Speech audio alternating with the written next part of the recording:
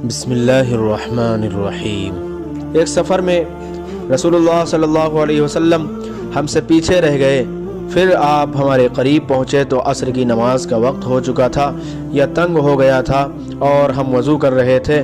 ہم اپنے پیروں پر پانی کا ہاتھ پھیرنے لگے تو آپ نے بلند آواز سے فرمایا کہ آگ کے عذاب سے ان ایڑیوں کی جو خشک رہ جائیں خرابی ہے۔ یہ 2 مرتبہ فرمایا یا 3 مرتبہ۔ رسول اللہ صلی اللہ علیہ وسلم نے فرمایا کہ 3 شخص ہیں جن کے لیے 2 گنا اجر ہے۔ ایک وہ جو اہل کتاب سے ہو اور اپنے نبی پر اور محمد صلی اللہ علیہ وسلم پر ایمان لائے، اور دوسرے وہ غلام جو اپنے آقا اور اللہ دونوں کا حق ادا کرے، اور تیسرے وہ آدمی جس کے پاس کوئی لونڈی ہو جس سے شب باشی کرتا ہے، اور اسے تربیت دے تو اچھی تربیت دے، تعلیم دے تو عمدہ تعلیم دے، پھر اسے آزاد کر کے اس سے نکاح کر لے تو اس کے لیے 2 گنا اجر ہے۔ پھر عامر نے صالح بن حیان سے کہا کہ ہم نے یہ حدیث تمہیں بغیر اجرت کے سنا دی ہے، ورنہ اس سے کم حدیث کے لیے مدینہ تک کا سفر کیا جاتا تھا۔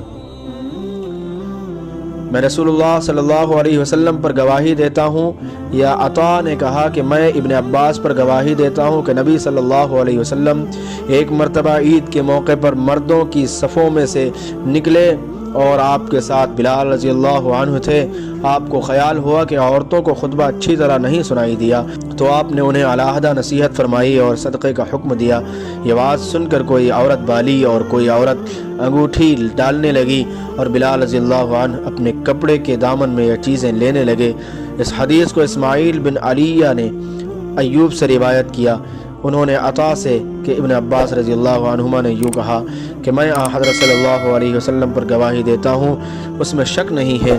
امام بخاری کی غرض یہ ہے، اگلا باب عام لوگوں سے متعلق تھا اور یہ حاکم اور امام سے متعلق ہے کہ وہ بھی عورتوں کو وعظ سنائیں۔ انہوں نے عرض کیا، یا رسول اللہ، قیامت کے دن آپ کی شفاعت سے سب سے زیادہ سعادت کسے ملے گی؟ تو رسول اللہ صلی اللہ علیہ وسلم نے فرمایا، اے ابو ہریرہ، مجھے یقین تھا کہ تم سے پہلے کوئی اس کے بارے میں مجھ سے دریافت نہیں کرے گا، کیونکہ میں نے حدیث کے متعلق تمہاری حرص دیکھ لی تھی۔ سنو، قیامت میں سب سے زیادہ فیض یاب میری شفاعت سے وہ شخص ہوگا جو سچے دل سے یا سچے جی سے لا الہ الا اللہ کہے گا۔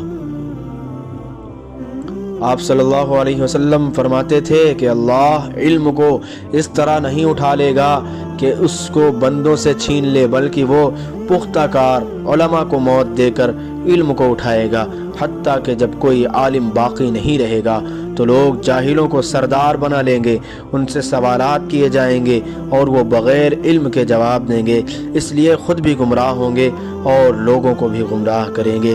فربری نے کہا، ہم سے عباس نے بیان کیا، کیا ہم سے قتیبہ نے کہا، ہم سے جزیر نے، انہوں نے حشام سے مانند اس حدیث کے۔